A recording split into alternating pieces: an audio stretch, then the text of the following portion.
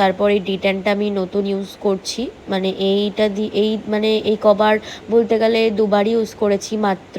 তো মানে খুবই ভালো, ফেসটা না একদম সফট হয়ে যায়। আর এটার স্মেল যারা যারা ইউজ করো তারা তো অবশ্যই জানবে এটা কত সুন্দর।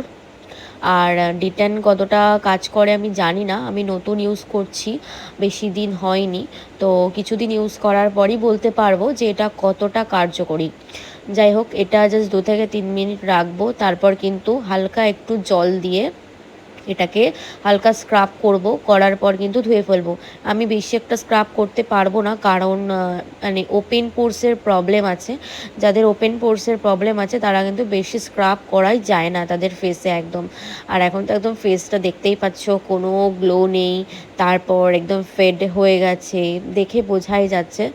আর মাঝে মধ্যে ভাবি কেন এমন হচ্ছে, বুঝতেই পারছি না। হয়তো কিছু রিজনের জন্য, কিছু মেডিসিনও চলে সেই জন্য হতে পারে। আর এদিকে আমি এই সমিজের ক্যান যেটা আছে সিরাম, সমিজ ক্যান প্রোডাক্টের সিরাম যেটা আছে, তো সেটা ইউজ করছি। এটাও নতুন ইউজ করছি। এটা অ্যাকচুয়ালি আমার শাশুড়ি মা ইউজ করতো, তা উনি রিসেন্টলি ইউজ করছে না, উনি অন্য প্রোডাক্ট ইউজ করছে, তা বললো যে আমাকে ইউজ করতে, সেই জন্য আমি ইউজ করছি। তো এটারও এখনও রেজাল্ট আমি বলতে পারবো না, শেয়ার করতে পারবো না যে এটা কেমন কী। তো এমনি নর্মালি মানে ফেসটাকে একদম স্মুথ রাখছে সেটা আমি বুঝতে পারছি, কিন্তু অন্যদিকে যদি কোনো কিছু সাইড এফেক্ট তো এখনও কিছু বুঝতে পারছি না, মানে এখনও কিছু সাইড এফেক্ট দেখা দেয়নি অবশ্য, আশা করি দেবেও না। তো যদি ভালো কিছু রেজাল্ট আমি পাই অবশ্যই জানাবো।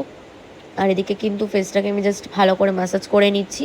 আর যেহেতু রাতের বেলায় আমি ভিডিওটা শ্যুট করছিলাম, সেই জন্য একেবারে কিন্তু সিরামের পর নাইট ক্রিম ইউজ করছি।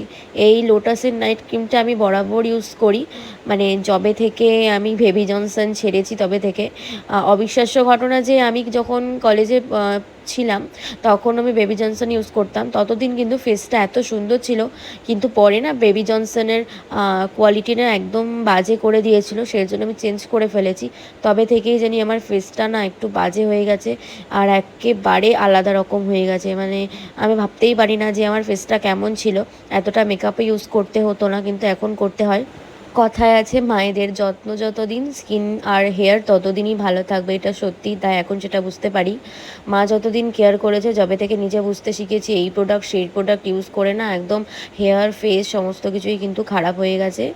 যাই হোক, এখন বলে আর কিছুই হবে না, তো এখন নর্মালি এটা ইউজ করি। কেউ যদি ভালো কিছু জেনে থাকে অবশ্যই আমাকে সাজেস্ট করো। তো এই ছিল আমার স্কিন কেয়ার, আমি এইটুকুই করে থাকি। ভিডিওটা ভালো লাগলে অবশ্যই লাইক করো। নেক্সট ভিডিওতে দেখা হচ্ছে, টাটা।